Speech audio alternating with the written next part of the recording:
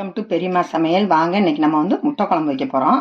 அதுக்கு வந்து முட்டை வந்து ஒரு 6 முட்டை இப்போ நம்ம வேக வச்சுக்கலாம். அதுக்கப்புறம் என்னென்னங்கிறதுல உங்களுக்கு காட்டுறேன். இப்போ வந்து ஒரு 6 முட்டை வேக வச்சுக்கிடுவோம். தண்ணி முங்குற அளவுக்கு ஊற்றியாச்சு. இப்போ வந்து அடுப்பு பற்ற வச்சுக்கலாம். இப்போ அதில் உப்பு சேர்த்துக்கலாம். மூடி போட்டு மூடி வச்சு முட்டை வெந்த பிறகு குழம்பு எப்படின்னு வைக்கிற பார்க்கலாம்.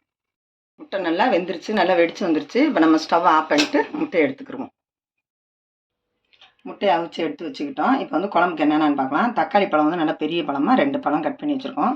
இஞ்சி பூண்டு வந்து ஒரு 2 ஸ்பூன் அளவுக்கு எடுத்து வச்சுருக்கோம். சின்ன வெங்காயம் வந்து 100 வெங்காயம் அளவுக்கு பொடியாக கட் பண்ணி வச்சுருக்கோம். தேங்காய் வந்து அது கொஞ்சம் தேவையான அளவுக்கு அரைக்கிறது சும்மா ஒரு 4 ஸ்பூன் அளவுக்கு தேங்காய் எடுத்து வச்சுருக்கோம். இது வந்து தாளிக்கிறதுக்கு வந்து உளுந்தம் பருப்பு, பெருஞ்சீரகம், கடுகு, குழம்பு தூளை வச்சு இப்போ நம்ம முட்டை குழம்பு செய்ய போகிறோம். இப்போ வந்து இதுக்கு நல்லெண்ணெயில் தான் நம்ம குழம்பு செய்ய போகிறோம். இப்போ நல்லெண்ணெய் சட்டி காஞ்சிருச்சு. இப்போ நல்லெண்ணெய் ஊற்றிக்கலாம். இதுக்கு எண்ணெய் தாராளமாக விட்டுக்கோங்க. எண்ணெய் இருந்தால் தான் குழம்பு டேஸ்ட்டாக இருக்கும். அதனால் நல்லெண்ணெய் நல்லா தாராளமாக விட்டுக்கலாம். சட்டியும் காஞ்சனால எண்ணெய் காஞ்சிருச்சு. இப்போ வந்து நம்ம பெருஞ்சீரகம் போட்டுக்கலாம்.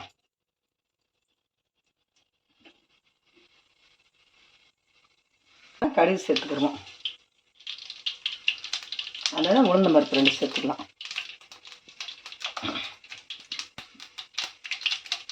ஏற்கனவே நம்ம வந்து முட்டை கிரேவி வந்து நம்ம வீடியோவில் போட்டிருக்கோம். இது வந்து முட்டை குழம்பு. இது வந்து நம்ம இட்லி சாப்பாட்டுக்கும் நல்லாயிருக்கும், சப்பாத்திகளுக்கும் நல்லாயிருக்கும் இந்த குழம்பு. சின்ன வெங்காயத்தை இப்போ நம்ம சேர்த்துட்டோம். இப்போ நல்லா பொன்னரமாக சிவக்க வதக்கிடலாம். இந்த அளவுக்கு எண்ணெய் நல்லா தாராளமாக இருந்தால் தான் நல்லாயிருக்கும். ஆனால் நல்லெண்ணெய் தான் ஊற்றிருக்கோம், அதனால் ஒன்றும் நல்லாயிருக்கும். இப்போ நல்லா வதக்கிடுவோம். இப்போ நல்லா பார்த்திங்கன்னா நல்லா கண்ணாடி பழத்தில் வதங்கிடுச்சு. இப்போ நம்ம இஞ்சி பூண்டையும் சேர்த்துக்கலாம்.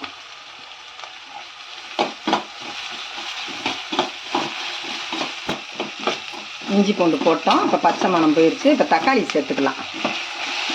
தக்காளி சேர்த்து நல்லா கிரேவி மாதிரி வதங்குற வரைக்கும் அந்த தோலெல்லாம் விரிஞ்சு வர அளவுக்கு நம்மளால் நல்லா வதக்கிக்கலாம். அதை கொஞ்சம் உப்பு சேர்த்துக்கிடுவோம். அப்போ அந்த தக்காளி சீக்கிரமே நமக்கு வதங்கிடும்.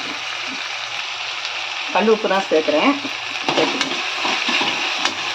இது நல்லா வதங்கட்டும். அதுங்களும் நான் இப்போ தேங்காயும் குழம்பு புளியும் ஒன்றாவே போட்டு அரைச்சிட போகிறோம். இப்போ நான் தேங்காயை அரைச்சிட்டு உங்கள்கிட்ட காட்டுறேன். இப்போ நல்லா பார்த்திங்கன்னா நல்லா கண்ணாடி பழத்தில் வதங்கிடுச்சு. இப்போ நம்ம இஞ்சி பூண்டையும் சேர்த்துக்கலாம்.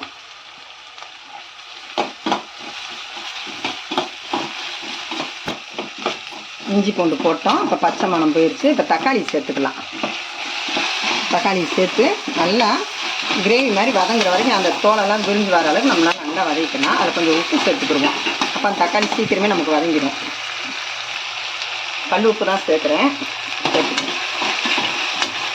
இது நல்லா வதங்கட்டும். அதுங்களும் நான் இப்போ தேங்காயும் குழம்பு புளியும் ஒன்றாவே போட்டு அரைச்சிட போகிறோம். இப்போ நான் தேங்காயை அரைச்சிட்டு உங்கள்கிட்ட காட்டுறேன். வதங்கிடுச்சு. அது கொஞ்சோண்டு மஞ்சள் தூள் சேர்த்துக்கலாம். ஒரு 1/4 டீஸ்பூன் அளவுக்கு மஞ்சள் தூள் சேர்த்துக்கலாம்.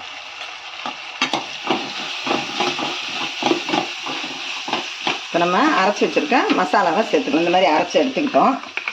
தேங்காயும் குழம்பு தூளையும் போட்டு அரைச்சிட்டோம். இப்போ அதை சேர்த்துக்கலாம்.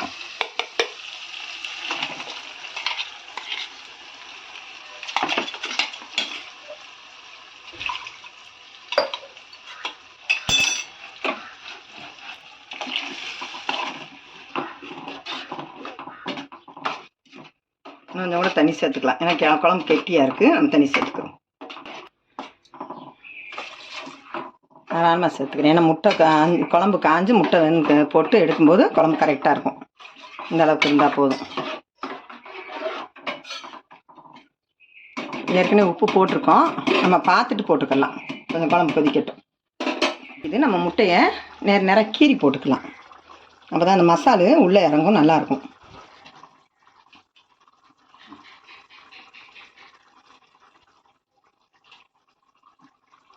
வச்சுட்டு குழம்பு நம்ம சிம்மிலே போட்டோம்னா தான் அது நல்லா ஒன்று போல் மசால் பிடிச்சி எண்ணெய் வந்து பிரிஞ்சு வரும்.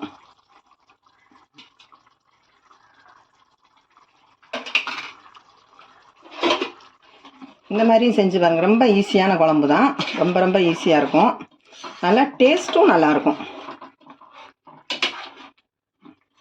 இப்போ மூடி போட்டு மூடி வச்சுருவோம். சிம்மில் போட்டுருவோம். குழம்பு நல்லா எண்ணெய் பிரிஞ்சு வந்தப்பறம் நம்ம இறக்கலாம்.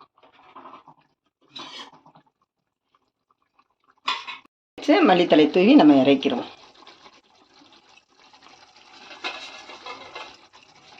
இப்போ ஸ்டவ் ஆஃப் பண்ணிக்கலாம். நீங்களும் உங்கள் வீட்டில் இதை ட்ரை பண்ணி பாருங்கள். மறக்காமல் இந்த வீடியோவுக்கு ஒரு லைக் போட்டுருங்க. பெரியம்மா சமையலுக்கு சப்ஸ்கிரைப் பண்ணிடுங்க.